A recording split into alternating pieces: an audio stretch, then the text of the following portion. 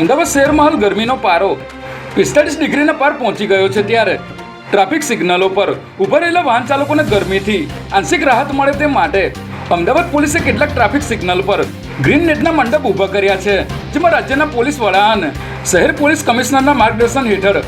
Ahmedabad traffic police દ્વારા 4 રસ્તાઓ પર ગ્રીન નેટ બાંધવામાં આવી છે,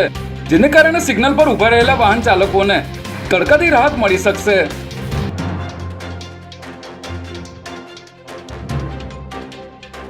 હાલ અમદાવાદ શહેરમાં વધી રહેલા અકસ્માતોના બનાવો વચ્ચે વધુ એક અકસ્માત સામે આવ્યો છે, જેમાં મણિનગર વિસ્તારમાં 14 વર્ષની વિદ્યાર્થીની સાયકલ લઈને ટ્યુશન જઈ રહી હતી ત્યારે પૂરપાટ ઝડપે જતી એમટીએસની બસે તેને અડફેટે લીધી હતી,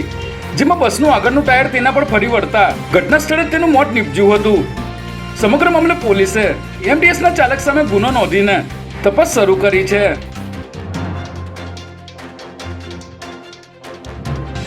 હિંમતનગરના ગામડી પાસે આજે સવારે અકસ્માતના બનાવમાં ગામના એક વ્યક્તિનું મોત નીપજ્યું હતું, જેથી રોષે ભરાયેલા ગ્રામજનોએ